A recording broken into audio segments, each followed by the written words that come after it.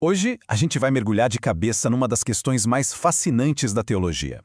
Vamos explorar aquelas qualidades de Deus que, por mais incrível que pareça, nós podemos refletir no nosso dia a dia. E já começamos com a pergunta de US$ 1.000.000, né? Como é que o divino, que é infinito, pode ter pontos em comum com a gente, que somos finitos? Que ponte é essa que conecta esses dois mundos? Bom, para responder isso, a gente precisa entender um conceito-chave, o de atributos comunicáveis. O que é isso? Basicamente, são as características que Deus escolhe compartilhar ou comunicar com a gente. São aqueles traços do caráter dele que podemos, de alguma forma, espelhar por sermos feitos à sua imagem. Então, vamos ver como isso funciona na prática. Para começar, vamos focar nos atributos da mente, e mais especificamente, na sabedoria divina. A base para essa conversa, claro, vem das Escrituras. E essa passagem é muito clara ao chamar Deus de o único Deus sábio. E aqui tem um detalhe importante. Não é que ele apenas tem sabedoria. A ideia é que ele é a própria fonte, o padrão perfeito de toda a sabedoria que existe. E é aqui que a coisa fica interessante. Olha só esse contraste.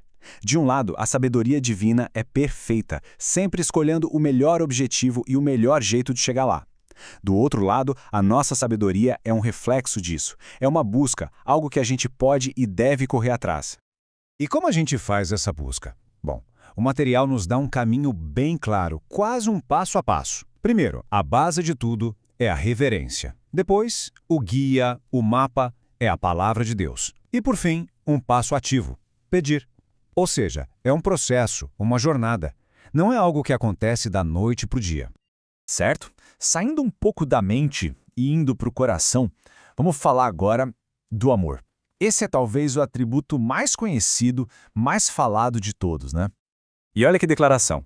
3 palavrinhas que são de uma força imensa. E a lógica é a mesma que a gente viu com a sabedoria.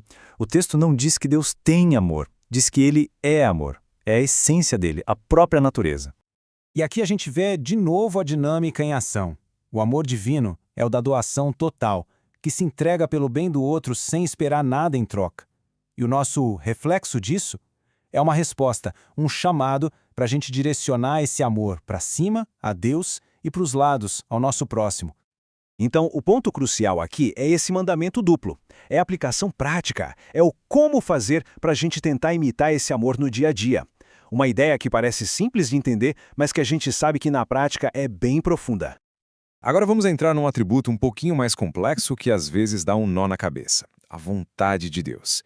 Para a gente conseguir entender melhor, o material divide essa ideia em 2 aspectos diferentes. Esse versículo já dá o tom da conversa, né? Ele estabelece que a vontade de Deus é a razão final por trás de tudo. É um conceito de soberania total e é natural que isso levante algumas questões. E para ajudar a esclarecer, vem essa distinção que é super importante. Pensa assim, de um lado existe a vontade secreta de Deus. É o plano maior, o roteiro do universo que a gente não tem acesso. Do outro lado existe a vontade revelada. Essa sim a gente conhece. São os mandamentos, as instruções claras que estão na Bíblia sobre como devemos viver. Para isso não ficar tão abstrato, a história de José é o exemplo perfeito. Vamos lá. Os irmãos dele, ao vendê-lo como escravo, claramente desobedeceram à vontade revelada de Deus, certo? Pecaram feio. Só que, ao mesmo tempo, aquele ato terrível acabou cumprindo a vontade secreta de Deus, que era salvar muitas vidas da fome. Uma coisa não anulou a outra. As 2 vontades agiram ao mesmo tempo. Certo? Falamos de sabedoria, amor, vontade. Mas e aí? Onde tudo isso nos leva? A conclusão de tudo isso aponta para um propósito bem prático: a ideia de imitação. E esse versículo é a chamada para a ação. É a ponte que conecta todo esse conhecimento, toda essa teologia com a nossa vida prática. A ideia não é só saber essas coisas, mas ser e fazer a partir delas. Então, o ponto crucial é que entender esses atributos comunicáveis de Deus não é só um exercício intelectual. Na verdade, é um caminho para a nossa própria transformação. O conhecimento aqui tem um propósito claro: nos moldar para a gente refletir o caráter de quem nos criou. E essa nossa análise termina jogando a bola de volta com uma pergunta para reflexão.